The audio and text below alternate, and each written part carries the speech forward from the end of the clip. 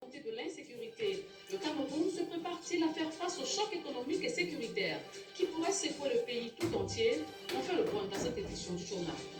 Assassinat des chercheurs camerounais à Soulé-des-Rois dans le Septentrion. Les victimes ne sont toujours pas inhumées un an jour pour jour après avoir été brûlées par les habitants de cette localité qui les avait assimilés aux terroristes de Boko Haram. Les familles n'ont toujours pas fait le deuil en raison des corps sous-scellés à la mort de l'hôpital militaire de Marois. Qu'est-ce qui coince dans l'organisation de leurs obsèques? Le syndicat national des chercheurs camerounais réclame justice.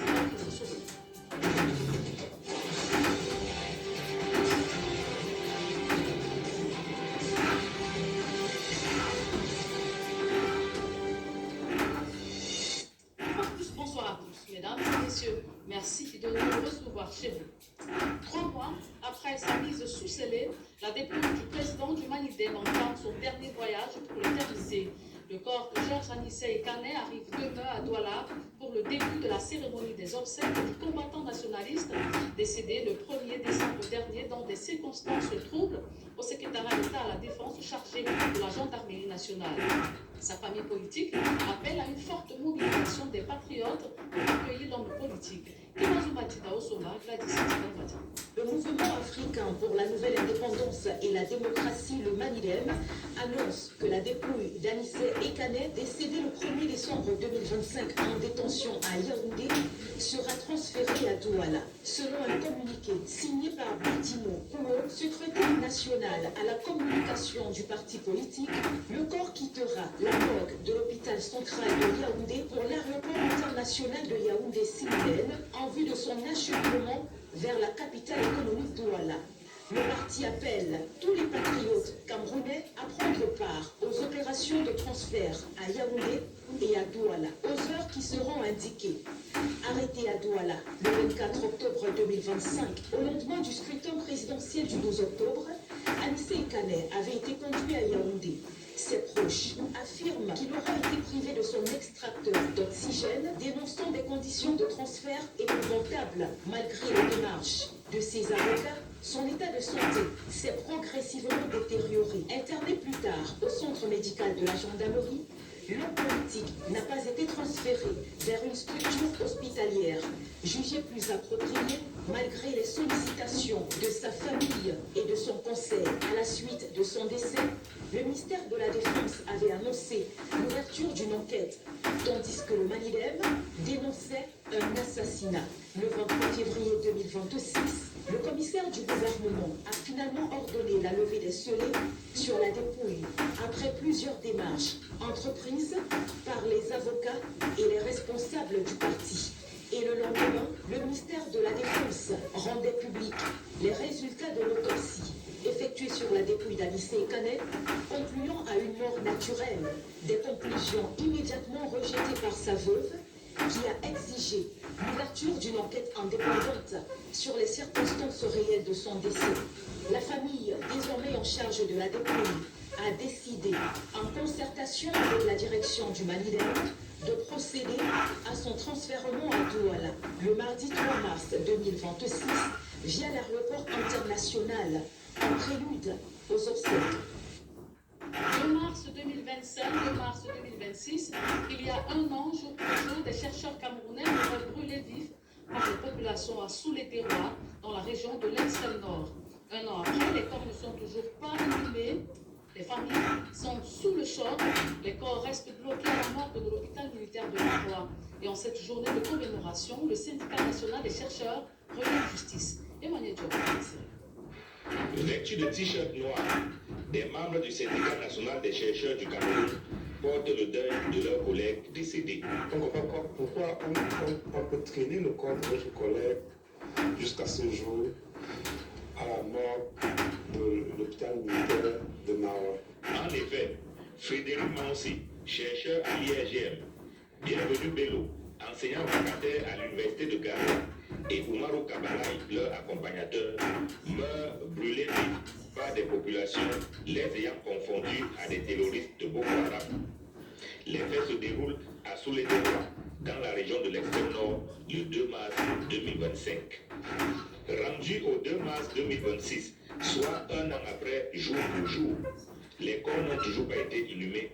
Aucun hommage académique organisé, malgré les promesses faites à leurs parents, selon le récit du Sénat. On lui a fait comprendre qu'il fallait attendre les élections présidentielles. Après l'élection présidentielle, on a envoyé les hommages officiels après les élections régionales. Et quand les élections régionales sont finies, il nous a fait comprendre qu'on lui a dit que c'était après le 11 février. Et jusqu'à ce jour, rien n'est fait. Le Sénat attend pourtant des actions en vue de rendre un hommage bien mérité aux collègues décédés. La première attente, c'était justement d'avoir un Memorial Day, c'est-à-dire que le 2 mars soit institué comme une journée de commémoration pour la mémoire de notre collègue. Mais en lieu et place de réponses concrètes à leurs doléances, les chercheurs disent subir plutôt des menaces et intimidations. Il y a au niveau du Minérésy une ambiance, une terreur, une scène qui crée au niveau des collègues beaucoup de peur, beaucoup de panique. On allait jusqu'à déployer la dernière pour cette répression syndicale. Dans un communiqué rendu public, le syndicat national des chercheurs du Cameroun fait part de ses inquiétudes, mais surtout de sa volonté de célébrer la mémoire des chercheurs disparus, d'autant que le chercheur ne meurt jamais. Rendons-nous à présent dans la région de l'Ouest du Cameroun où un individu kidnappe, tue et enterre son beau-frère à Balai dans le 3e arrondissement. La famille du défunt n'avait pas réussi à réunir les 800 000 francs CFA de rançon exigés par le présumé ravisseur. La gendarmerie, elle, vient de mettre la main sur ce présumé coupable qui est passé aux aveux complets. Leclerc Sakem et Robert Pelé. Des villageois dépassés par les événements.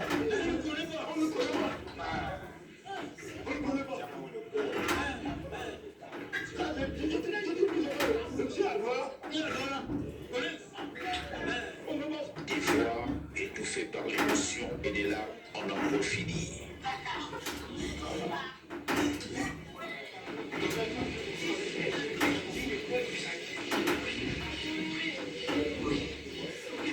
Au cœur de ce triste spectacle, un drame familial à Balai dans le 2e arrondissement de Bafoussa. Le jeune Aloï Fonso, 21 ans sonné, mécanicien, est sorti de bonheur ce jour-là après avoir reçu un coup de fil. Il a trompé l'enfant qu'il avait ils appellent ça quoi, la ferraille. Que l'enfant avait la ferraille. Il sait que l'enfant fait la mécanique et il achète la ferraille à 100 ans. Il a stimulé à l'enfant qu'il avait la ferraille, qu'un papa et qu'une moto qui avait fait l'accident était même dans la ferraille, que l'enfant pouvait gagner même beaucoup en détachant, en vendant cette moto en pièces détachées. Son absence prolongée va inquiéter les siens. Lorsqu'on a constaté que l'enfant n'était pas rentré à la maison le jeudi, vendredi, je me suis baladé dans toute la police de Bafoussa et tous les commissariats, toutes les gendarmeries. Les forces de sécurité sont mises à contribution. Nous avons procédé aux différentes investigations des personnes qui sont dans son entourage. Nous avons essayé de comprendre sa petite amie qui a donné certaines informations que son petit ami jeudi a appelé pour dire qu'il doit accompagner son voisin acheter la ferraille. Après ce jour, on a eu des informations. Il ressort que le jeune Soto a été kidnappé et que les auteurs de cet acte exigeaient une rançon de 800 000 francs CFA. On a interpellé ce monsieur qui a envoyé le numéro de la rançon. Au moment de faire des recherches dans sa maison, il ressort que la puce de la victime s'est retrouvée parmi lui. Le numéro qu'il a envoyé pour la rançon était avec lui. Et aussi le nouveau numéro qu'il a acheté jeudi pour demander la rançon. L'étau se resserre sur le cerveau de la bande qui finit par cracher le morceau. Après les explications, nous avons constaté que le monsieur a d'abord dit le petit est encore vivant. Il est au niveau de Calais. Ils sont venus ici lundi. Après exploitation, on a pu encore retrouver le petit en question, la victime. Nous avons souvent retrouvé sa moto, quelques pièces dans la voiture. Comment le monsieur dans la voiture, il dit que lui et ses amis ont tué la victime et l'ont enterré dans la fosse. Après une fuite minutieuse, le corps du jeune homme en état de décomposition est sorti du trou de la localité dans la consternation. Après l'expertise médicale, le cœur du jeune Fonzo a été remis à la famille pour inhumation. Fait majeur, dans cette histoire rocambolesque, le cerveau de la bande n'est autre que le beau-frère de la victime. Ces deux complices sont encore en cavale. Mais pour combien de temps? En nécrologie, Arnaud Guéfart n'est plus. Le journaliste de la chaîne Canal 2 International est décédé ce 1er mars à Yaoundé après un malaise. Âgé de 39 ans, il s'était imposé comme une voix incontournable de l'espace médiatique camerounais. Ambiance à Canal 2 International et au domicile du défunt dans ce reportage que signe Joël Senghel et Christine Moudjou. Au siège du Canal 2 International à Yaoundé, les collègues d'Arnaud Guéfart sont encore sous le choc. Ici et là, on affiche des têtes d'enterrement, le moral au plus bas. J'avais l'impression qu'on m'a coupé les pieds, que je n'avais plus d'énergie. C'est juste mes larmes qui pleuraient parce qu'on n'a pas vu ça venir. En ces lieux, on pleure non seulement le professionnel, mais également l'humain. Arnaud, même quand la maladie était active, il était capable à 2 heures de t'écrire qu'il y a tel reportage, il te suggère X, il te suggère Y. Un conseiller, un défendeur, quand vous vous retrouviez dans des situations professionnelles assez compliquées, il était toujours là pour dire « Hé, petit frère, tiens bon, je suis passé également par là, ça va aller ». Signe du deuil qui frappe du roman d'entreprise de presse, un lieu de recueillement a été installé. Ici, cette ligne employée, visiteurs mais également membres de la famille du journaliste. Devant ces sièges et ce livre d'or, on se contient avant de retourner laisser couler à ses émotions au domicile du défunt, au quartier Olembe.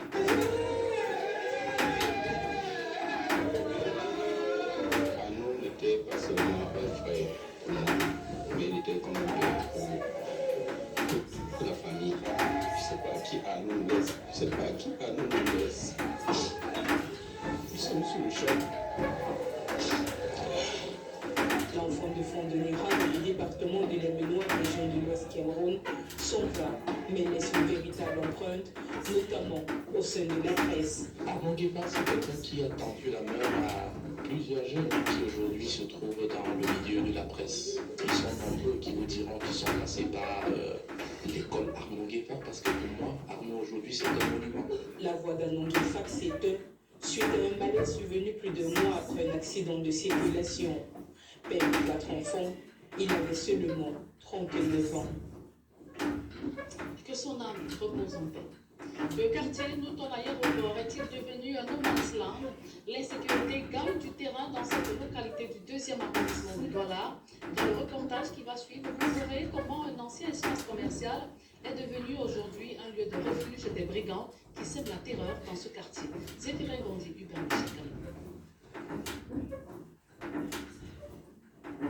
En journée, le site évoque un simple pâturage, envahi de hautes herbes. Pourtant, la nuit tombée, le décor change radicalement.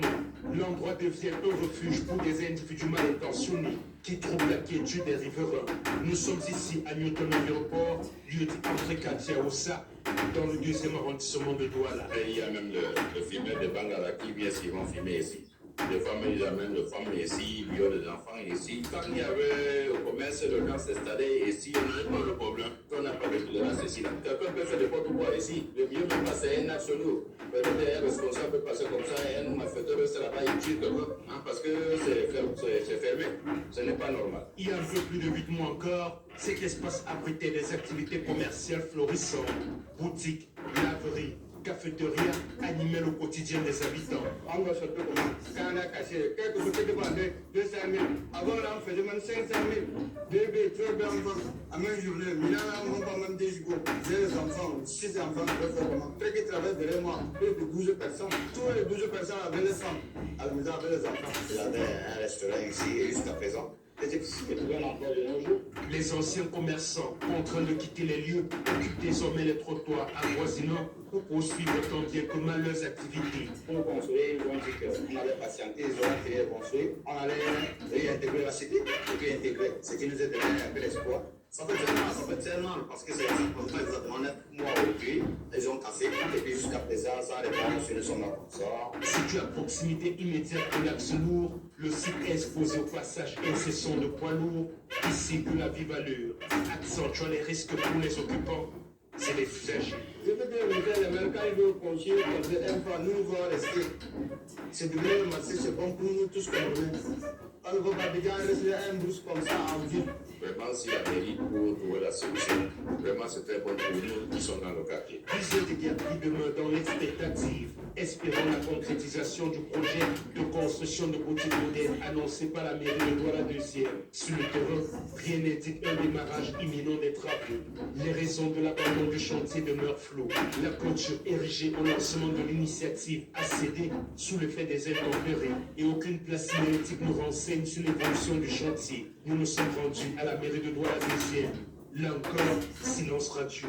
Aucune communication officielle ne permet pour l'heure de situer la responsabilité, ni de préciser le calendrier de relance du projet. Voilà plusieurs mois déjà que les centaines de commerçants qui étaient installés ici ont été déguerpis à l'initiative de la mairie de Douala 2e. Il était alors prévu ici la construction de plusieurs boutiques, mais aujourd'hui, il n'en est rien. L'espace est envahi par de hautes herbes abandonnées au pâturage des animaux. Aujourd'hui, les centaines de commerçants qui menaient sereinement leurs activités sur place se sentent abandonnés à eux-mêmes. Depuis Newton Aéroport à l'entrée du quartier Aoussa dans le 2e arrondissement de Douala, pour Equinox Télévision, Sifirem Randi, Roger Diomo, Hubert Michel. Affaire État contre le ministère public. Après la clôture des débats au tribunal de première instance de Douala-Bounandior, le jugement attendu pour le 16 mars prochain.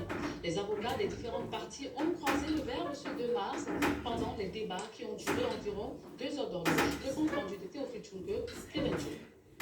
L'affaire opposant le réseau des défenseurs des droits de l'homme en Afrique centrale au ministère public aura franchi un cap ce 2 mars au tribunal de première instance de Douala-Bounandior. Dans ses réquisitions, au cours des débats finalement ouverts ce jour, après plusieurs renvois, le ministère public va souligner des éléments de droit qui, en son sens, incriminent le prévenu Maître Alice Kom et Maximilien Gombe, respectivement président du conseil d'administration et directrice exécutive du REDAC. Des principales infractions relevées par l'accusation, le groupe de scellé a posé en décembre 2024 au porte du REDAC et rébellion en coaction, des actes d'inculpation aussitôt démontés par le collège d'avocats de la défense. Le procès pénal est le procès de la preuve. Il est démonstratif. À aucune des étapes des réquisitions du ministère public, il n'y a eu aucune démonstration qui ferait établir les faits qui sont reprochés aux deux prévenus, dont Maître Alice Kom et Maximilien Gombe. Au sujet des infractions, dont la première, rébellion en coaction, le conseil de la défense réagit. Il n'a pas pu démontrer ce qu'il entend par rébellion en coaction, puisque l'article 157 du code pénal parle de la rébellion et l'article 158 parle de la rébellion en groupe. L'expression rébellion en coaction, c'est une pure invention qui n'a d'ailleurs ni été démontrée, ni motivée, encore moins argumentée. Quant au CD imposé par les autorités administratives, Maître Claude Assira est formel. La position des scellés ne peut prospérer que si les scellés eux-mêmes ont été apposés légalement. Or là, en l'occurrence, ces scellés n'ont pas de base, aucun respect ni de la régularité formelle, ni de la régularité de fond. Par conséquent, il ne peut pas y avoir de l'égalité et par conséquent, s'il n'y a pas d'égalité, la loi qui interdit le prix des scellés ne peut pas trouver à s'appliquer pour faire de Mme Discom une délinquante. Au demeurant d'ailleurs, lorsque les scellés sont réitérés par la suite par l'autorité administrative, elle-même ne respecte pas plus tard le délai de 3 mois qui lui est accordé pour les retirer. Il a fallu attendre qu'on aille devant le juge administratif pour qu'il ordonne par référé la suppression de ces scellés-là. L'appli doit rester ferme alors que le procureur du Voria a une fois de plus répondu aux abonnés absents devant le tribunal. Le procureur devait nous prêter main forte. Il n'a produit aucune pièce, n'a planté aucun témoin. Il a pris des réquisitions que lui-même il a découvert les limites de ces réquisitions parce que ça ne cadrait pas avec les actes d'inculpation. Nous, les avocats de la défense, avons fait notre travail. Et maintenant, au juge de faire son travail. La date du 16 mars prochain est donc décisive pour les partis. L'affaire étant désormais mise en délibéré pour ce jour. Ouvrons à présent le dossier du 20h. Les Camerounais sont nombreux au Proche et au Moyen-Orient. Depuis 2 jours, beaucoup retiennent leur souffle, espérant que la guerre entre Israël, les États-Unis et l'Iran ne se prolonge. Face aux risques sécuritaires, le gouvernement demande de faire preuve de vigilance et de respecter les mesures de précaution prises par les autorités des pays d'accueil. D'autres précisions dans ce reportage de Dallas, Donald Piscan. Un missile iranien s'abat sur des installations américaines au Bahreïn. Pour faire face à la multiplication des frappes américaines sur son sol, l'Iran cible les bases militaires américaines dans les pays qui lui sont proches.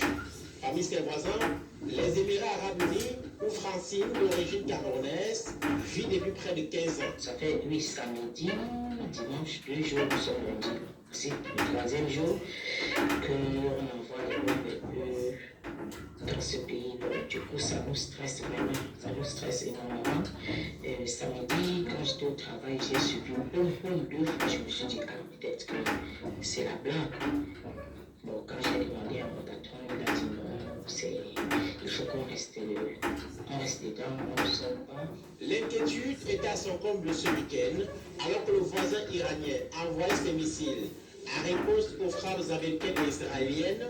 Les populations se sont enfermées chez elles. Certains employeurs ont dû permettre au personnel de rester à la maison, par mesure de sécurité. Avant-hier, on n'a pas dormi. Ça a commencé comme des blagues et tout. Quand j'étais à la Rico ce jour-là, l'Iran n'est pas loin de nous. Parce qu'à l'époque, je partais souvent là-bas pour le visa change. Voilà, pour changer mon visa. C'est pas loin de nous, c'est maximum 45 minutes, 30 à 45 minutes. Karel est restauratrice. À raison de la guerre, ses produits alimentaires importés du Cameroun sont restés en Éthiopie. C'est l'avenir du conflit qui déterminera les choix qu'elle devra opérer dans les prochains jours. J'avais fait commander le tube du pays, c'est pas arrivé. Le voyageur qui est venu avec, il est arrivé, mais les colis ne sont pas arrivés. Moi, je sais que c'est une histoire qui va passer. Parce que déjà aujourd'hui, je crois qu'il y a déjà ça un peu calmé par rapport à hier dimanche. Hier dimanche, c'était vraiment intense. C'était intense. Les envoyés après chaque 20 minutes, après chaque 20 minutes. Les pays comme le Koweït, les Émirats arabes unis, le Liban, l'Arabie saoudite ou le Qatar, visés par Israël et les États-Unis, reçoivent une importante communauté camerounaise installée sur place ou venue temporairement pour le commerce. Dans un communiqué ce week-end, le gouvernement appelle les ressortissants camerounais à la plus grande vigilance et au respect de toutes les consignes de sécurité édictées par les pays d'accueil.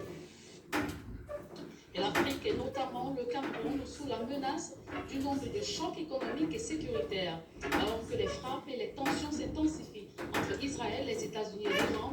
Le Cameroun, bien qu'éloigné du théâtre des opérations, commence à mesurer les répercussions potentielles de ce conflit. Entre risque de flambée des prix, insécurité régionale et défis diplomatiques, le pays se prépare à affronter des vents contraires. J'irai sur pas le sport. Le bombardement américano-israélien ne faiblit pas. Au 3e jour du conflit contre l'Iran, en représailles, ce pays mène des assauts sur la plupart des monarchies du Golfe et en Israël. Alors que les tensions s'intensifient, le Cameroun, bien éloigné, subira les répercussions potentielles de ce conflit. Les conséquences sont en train de faire présidence déjà. Je crois ce matin du baril de pétrole a déjà bondi de 2% et cela risque d'aller encore demain. Ces compagnies de fret achètent le carburant sur le marché mondial. Alors sur le marché mondial, le coût du carburant flambe, le coût de revient, parce que le coût de transport va augmenter, le coût de revient de ces produits en Afrique, notamment au Cameroun, peut connaître une inflation, ce qu'on appelle une inflation importée. Environ 13% des importations en produits pétroliers raffinés proviennent du Moyen-Orient, passant par le détroit d'Ormuz. Les importations de gaz aussi ne sont pas épargnées. Ici, là, sur le plan national, l'impact peut se faire ressentir. On peut assister à une augmentation du prix du carburant à la pompe. Mais surtout, à côté de cela, la plus importante, c'est un des grands producteurs du monde du gaz, c'est le Qatar. Et le gaz exporté par le Qatar passe par le détroit d'Ormuz. Donc, si nous continuons à importer, comme on est en train de faire dans certains bâtiments, comme par exemple d'autres territoires, on peut avoir assisté à une inflation du gaz et du carburant.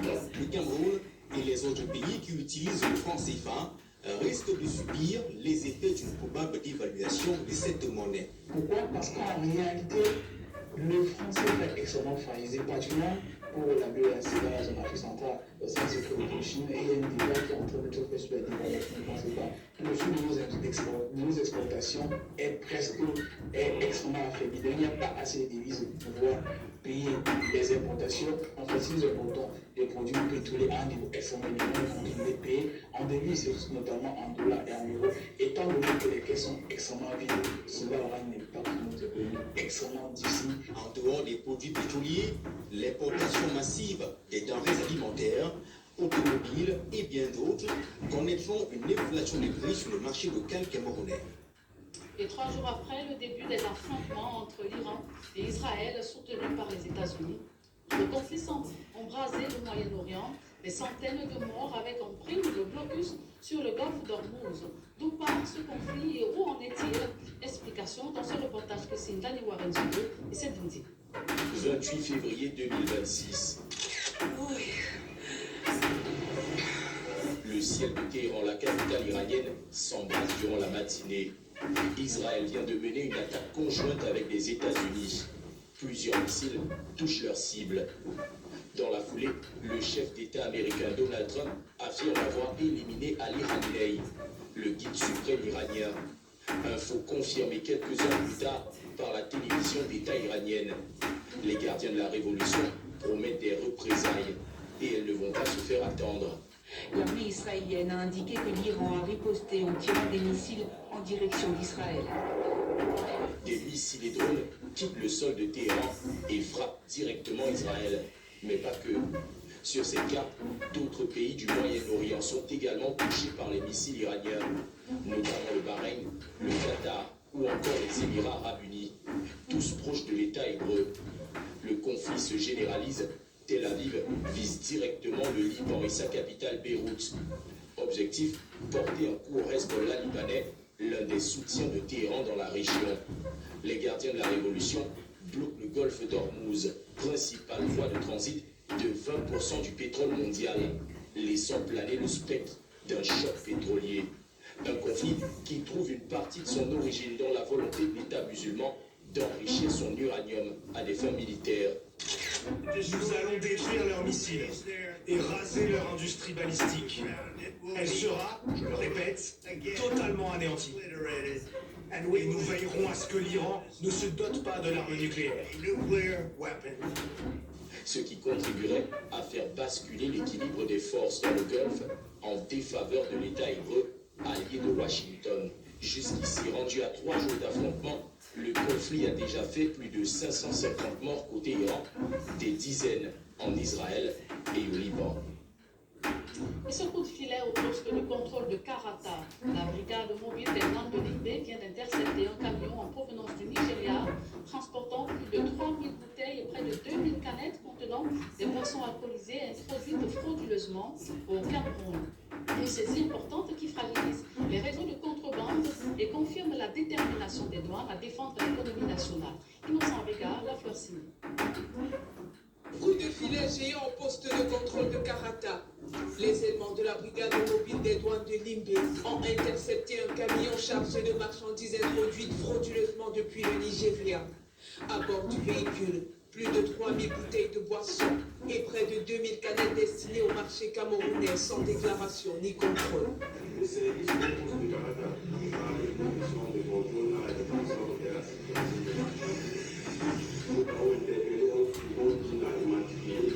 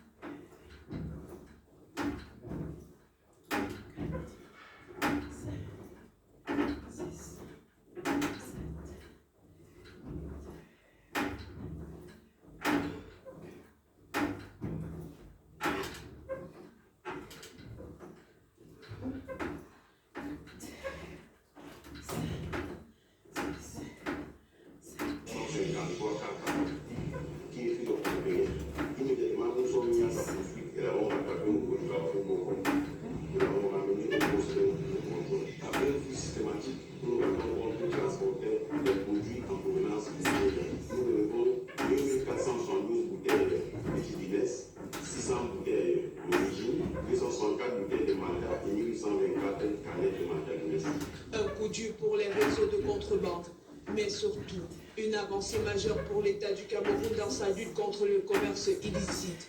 Car derrière ces cargaisons frauduleuses se cachent des millions de francs CFA de recettes fiscales perdues et une concurrence déloyale qui affaiblit les entreprises locales et freine les investissements.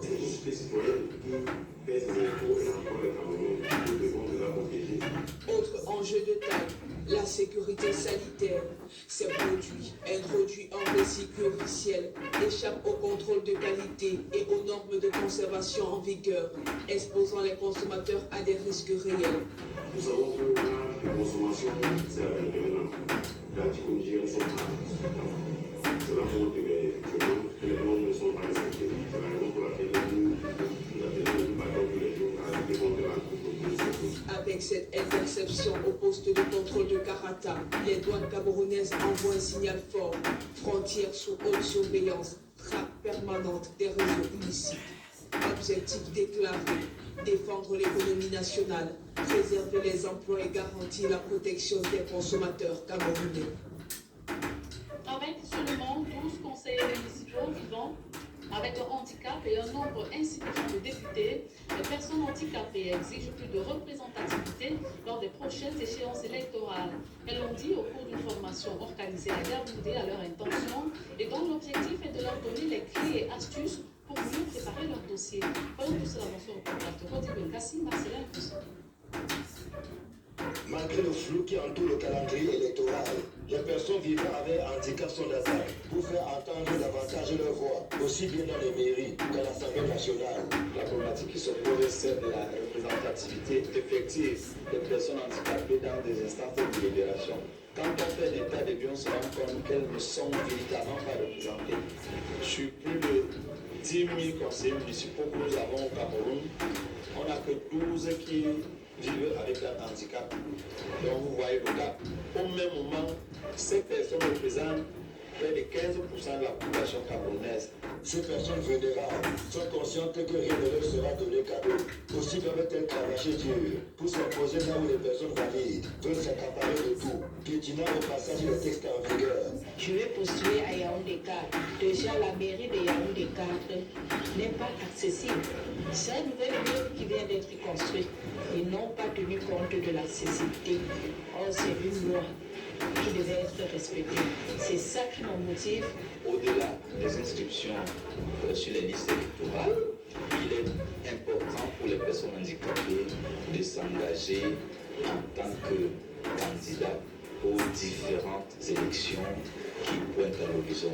Cette formation en leadership, citoyenneté, élection et participation politique arrive à point nommé pour capaciter les personnes handicapées et leur donner les moyens d'aller au-delà d'une simple participation au double scrutin à venir. Comment faire pour faire évoluer ces chiffres-là, pour passer de 12 à 50 ou plus? Donc l'objet de cet atelier, donc de capaciter les personnes handicapées, leur faire comprendre que la participation politique n'est pas une faveur. C'est d'abord un droit inhérent à la personne handicapée, tout comme aux personnes valides. Malgré la loi du 13 avril 2010 portant promotion et protection des personnes handicapées, force est de constater qu'elles sont presque toujours laissées sur le bas-côté. Ce qui leur revient de droit est considéré par certains comme une faveur, y compris sur le terrain politique. Avec ce reportage de Marcel Ganson, que nous mettons un terme à cette édition du 20h. Merci de l'avoir suivi, mesdames et messieurs. Retrouvez dans quelques secondes Serge Arautu et ses invités pour la deuxième partie qui est pour notre. Bonsoir Serge. Bonsoir Juliette Berthe-Bissage. Il kidnappe, tue et enterre son beau-frère. C'est un crime crapuleux qui crée l'émoi et consternation à Balai dans le 3e arrondissement. Serge Alain, vous l'avez dit, un individu kidnappe, tue et enterre son beau-frère. La famille du délinquant n'avait malheureusement pas réussi à réunir les 800 000 francs CFA de rançon exigés par ce dernier. La gendarmerie, elle, vient de mettre la main sur ce présumé coupable qui est d'ailleurs passé aux aveux criminels. Serge Alain. Voilà, c'est dans l'essentiel et bonsoir, deuxième partie. Bonne soirée à vous, Juliette Berthe-Bissage. Bonne soirée à vous, Serge. Retour à vous, Juliette Berthe-Bissage. Merci, Serge. À très bientôt. Demain, c'est un autre rendez-vous, c'est ça à quelle heure? 20h. Voilà, monsieur, retour sur le plateau, toujours en compagnie de nos invités, Titounette Tétissé, Éric Pépé Bicané et Maurice Sénégal. On a vu cette petite histoire racontée par nos militaires de Bafoussam, Bertikem.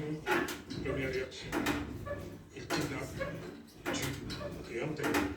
Le nom de Serge Alain met condoléances à la famille. Vous savez, notre société est devenue très violente. Le Cameroun est malade.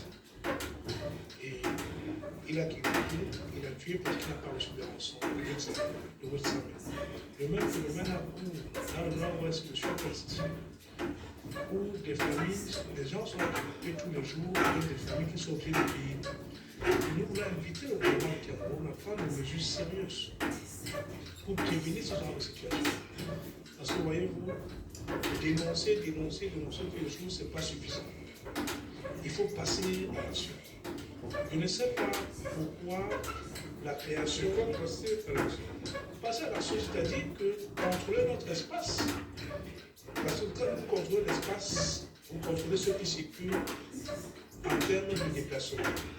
Aujourd'hui, tout à l'heure, on a travaillé sur la question de la guerre Amérique, Israël, Iran.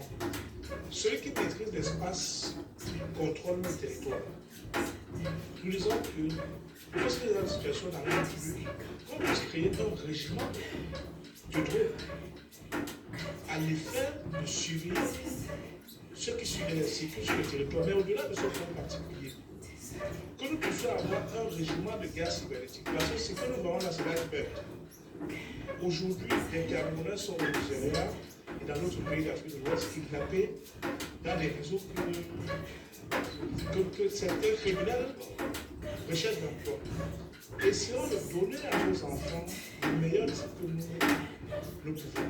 Au nord, ouest, au sud-ouest, toutes les familles, sans distinction, y compris même pour faire certains responsables, ceux qui acceptent de payer les rançons en cachet contribuent de façon